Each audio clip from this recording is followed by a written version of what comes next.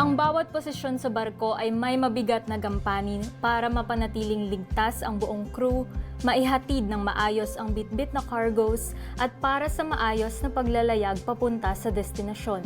Pinakamataas man o mababang posisyon, bida ang husay ng Pilipinong marino. Kaya naman kilalanin natin si Joshua, isang wiper at oiler on board. My name is Joshua M. Delfino.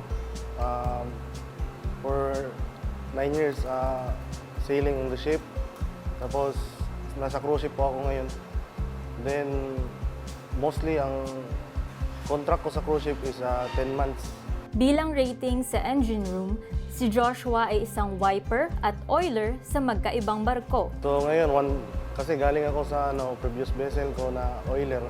So pag nilipat ka po sa passenger, which is bago yung barko po, so one down rank po ako.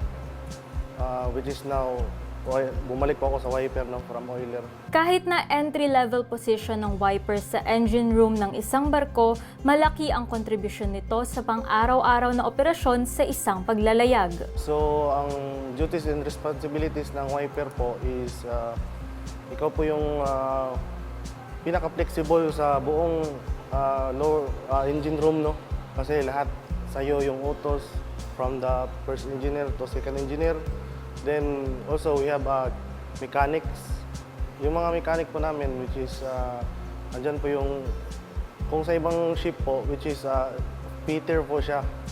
So kung ano pong utos ni first engineer, i-rely niya po sa aming chief mechanic.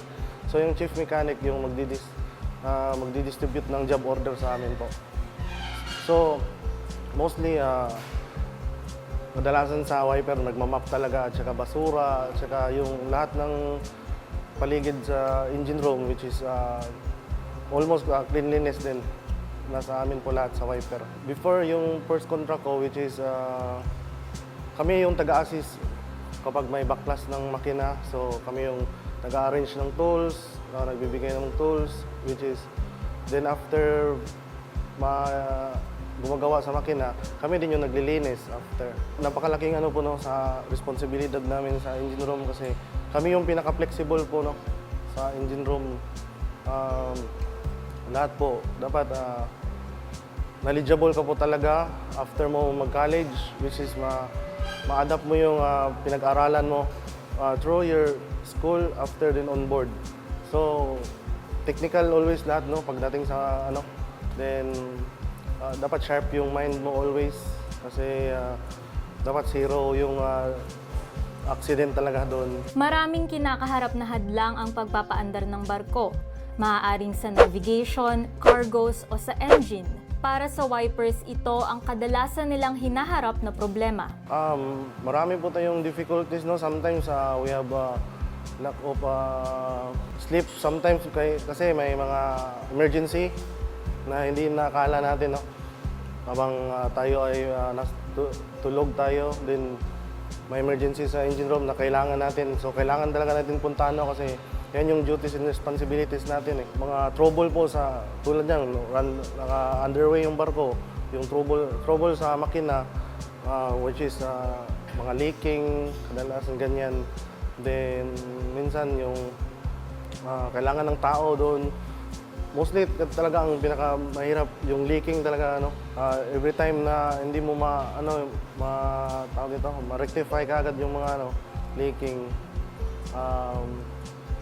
makapakahirap talaga pagdating sa makina. Dahil may kanya-kanyang gampanin ang bawat posisyon at rank sa barko, ito ang skills na dapat taglayin ng isang wiper. Knowledgeable ka talaga sa welding, kung wiper ka, tapos throughout naman sa college, itinuturo naman din sa amin kasi yung mga skills. So, from college to barko na talaga, doon na namin ma-pop up yung mga skills na tinuturo from school, which is mabubroad kami sa pag-welding, using a lathe machine, at saka yung knowing about the electricals, So, dapat flexible ka talaga about pagdating mo sa engine. At dahil hindi lamang sa paggalaw ng kamay na susukat ang husay sa trabaho, ito ang mindset na para kay Joshua ay dapat isabuhay ng isang wiper.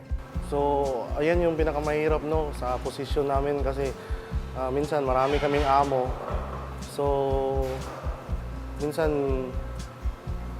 dapat, yun yung inano ko talaga, yung initiative, tsaka more on flexible ka talaga sa barko. Kasi napakahirap sa barko kapag ikaw yung pinaka-lower rank, ang dami mo, yung dami mong amo, ano.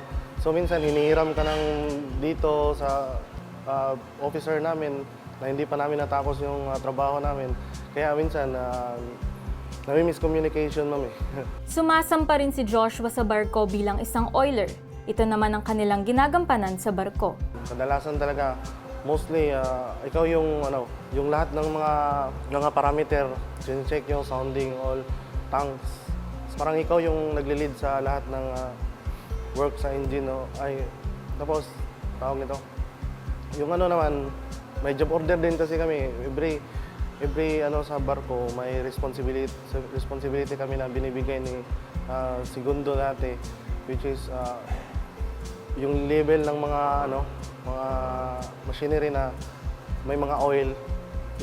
Dapat check namin yun always kasi pag hindi nasasakto yung level ng mga oil kasi may tendency na mag-overheat yung makina kasi tulong-tulong din kami pag tulong sa mga engineers pag kinukuha nila kami. Tunay ngang backbone ng shipboard operations ang ating mga kamarinong ratings dahil sila ang pang-araw-araw na katuwang ng officers on board.